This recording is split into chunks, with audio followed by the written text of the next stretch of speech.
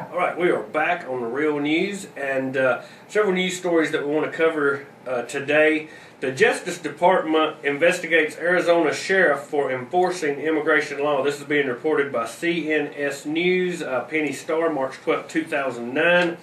The Department of Justice has launched an investigation of the Maricopa County Sheriff's Office in Arizona following requests by congressional Democrats and allegations by liberal activists that the department has violated the civil rights of illegal aliens.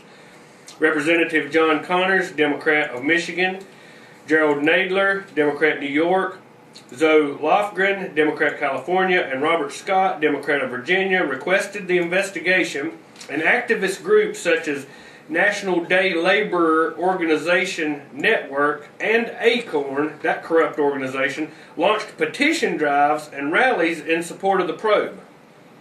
The investigation focuses on Sheriff Joe Arpaio and dozens of officers under his command who were trained through the Department of Homeland Security's Immigration and Custom Enforcement Agreements of Cooperation in Communities in Enhanced Safety and Securities, which partners federal and local law enforcement to enforce immigration laws. These traitors are trying to intimidate, trying to trump up charges on a sheriff that is doing the job the federal government is too sorry to do. Let's investigate the federal government, why they don't enforce the immigration laws. The federal government is complicit in allowing these laws to not be enforced, and they are trying to intimidate or jail anyone who is trying to do the job that the American people demand. I say we investigate these four representatives and see what ties they have to ACORN or to illegal immigrants, what kind of payroll they're on the take for to try to once again facilitate and illegal aliens coming into this country. This was reported by the Examiner, Ron Moore, and Chuck Norris claims thousands of right-wing cell groups exist and will rebel against the U.S. government. The call by some right-wing leaders for rebellion and for the military to refuse the commander-in-chief's orders is joined by Chuck Norris, who claims that thousands of right-wing cell groups have organized and are ready for a second American Revolution. During an appearance on the Glenn Beck radio show, he promised that if things get any worse, from his point of view, he may run for president of Texas. The martial artist, actor, activist claims that Texas was never formally part of the United States in the first place, and that if a rebellion is to come through succession, Texas would lead the way. Today, in his syndicated column on WorldNet Daily, Norris reiterates the point that need be a reality sooner than we think. If not me, someone someday may again be running for the president of the Lone Star State if the State of the Union continues to turn into the enemy of the state. He continues calling on a second American Revolution. We have ruined the First Amendment, reinterpreted America's religious history, and secularized our society until we ooze skepticism and circumvent religion on every level of public and private life. How much more will Americans take? When will we say enough is enough? And when that time comes, will our leaders finally listen, or will history need to record a second American Revolution?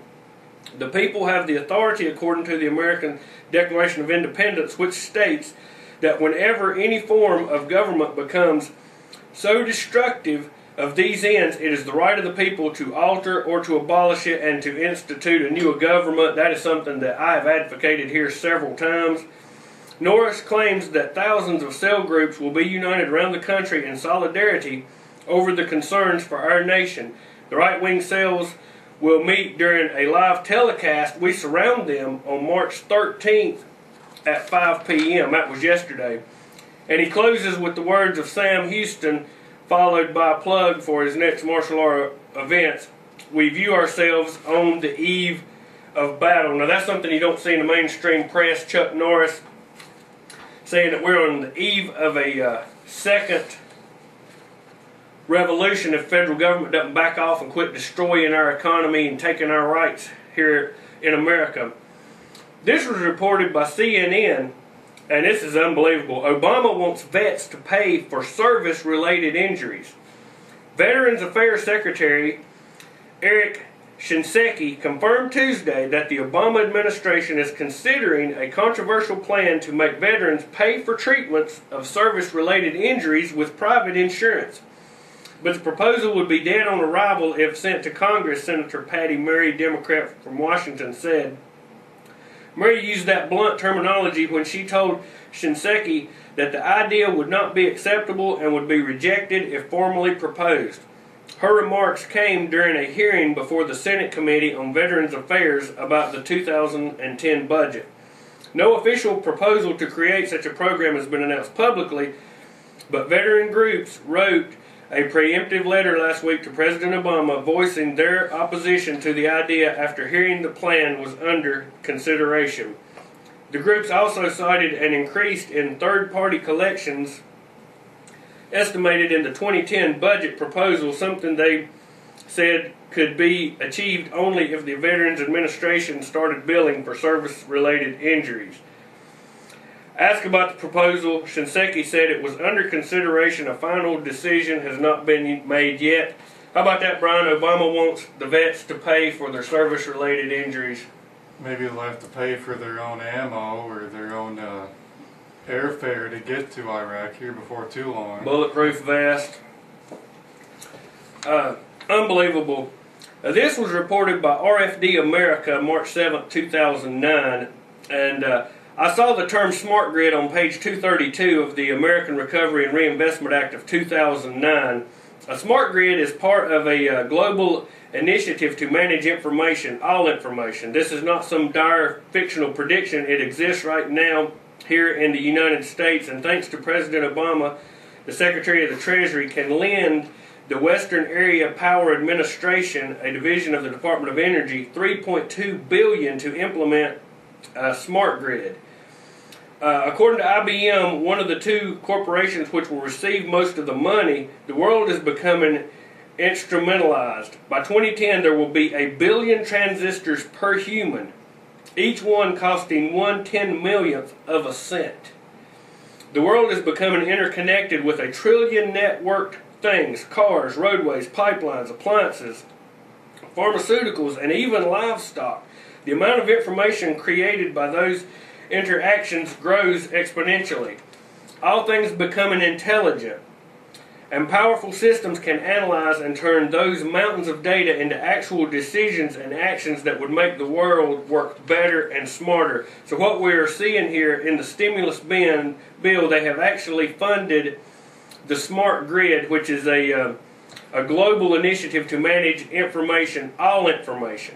So something that you won't see in the mainstream press. It is a step into a controlled society, a new world order where the citizenry can be monitored in every step and way of their life. So there will be more of this coming soon. This is a weekly column by Congressman Ron Paul. This week's column is called Imagine.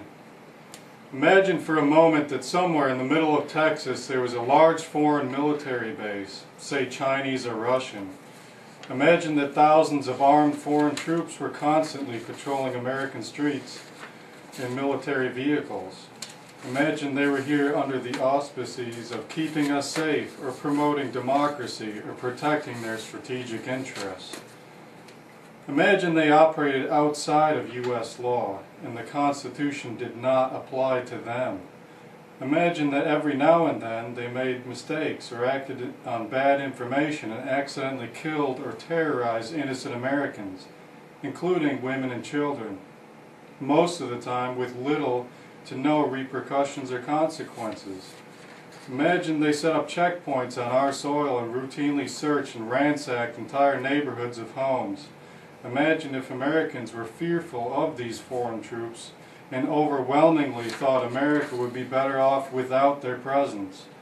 Imagine if some Americans were so angry about them being in Texas that they actually joined together to fight them off in defense of our soil and sovereignty, because leadership in government refused or would be unable to do so. Imagine that those Americans were labeled terrorists or insurgents for their defensive actions, or routinely killed or captured and tortured by the foreign troops